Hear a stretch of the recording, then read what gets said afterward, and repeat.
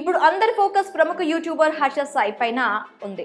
హర్ష సాయి తనను పెళ్లి చేసుకుంటానని మోసం చేసి తన వద్ద నుంచి కోట్ల రూపాయలు కాజేశారని, అలాగే తనపై పలుసార్లు అత్యాచార యత్నం కూడా చేశాడని, తాను న్యూడ్ ఫొటోస్ తీసి బెదిరించాడని ఓ యువతి కంప్లైంట్ చేసిన సంగతి తెలిసిందే.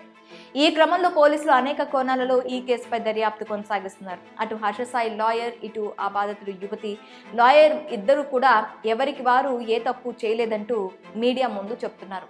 వీరిలో ఎవరి మాటల్లో నిజం ఉందన్న సంగతి హర్ష సాయిని విచారిస్తే కానీ తెలియదు. ఈ క్రమంలో హర్ష సాయి ఎపిసోడ్లో తెరపైకి మరో యూట్యూబర్ ఎంటర్ అయ్యాడు. అతనిపై కూడా కేసు నమోదు చేశారు పోలీసులు.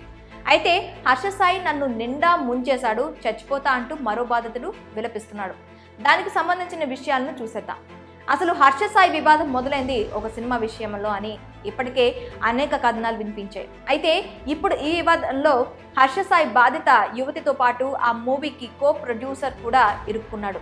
చిన్న వయసులో సొంత ఖర్చుతో హర్ష సాయిని ఆ యువతిని పెట్టి సినిమా ట్రైలర్ను లాంచ్ చేశాడు. కానీ ఇంతలోనే ఈ వివాదం తెరపైకి వచ్చింది. హర్ష సాయిని పెట్టి సినిమా తీద్దాం అనుకున్నందుకు తన జీవితం కూడా నాశనం అయిందంటూ కన్నీరు పెట్టుకున్నారు ఆ కో ప్రొడ్యూసర్.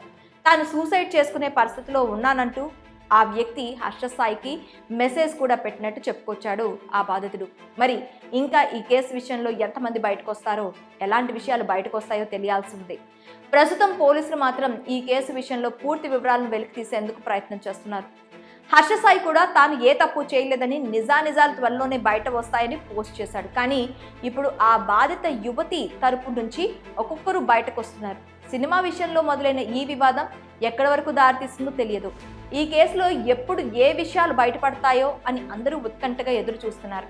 ఇప్పటి వరకు అయితే దీనికి సంబంధించి ఎలాంటి క్లారిటీ రాలేదు. మరి రానున్న రోజుల్లో ఎలాంటి విషయాలు బయటపడతాయో చూడాలి. మరి ఈ విషయంలో మీ అభిప్రాయం ఏంటో కామెంట్స్లో మాకు తెలపండి.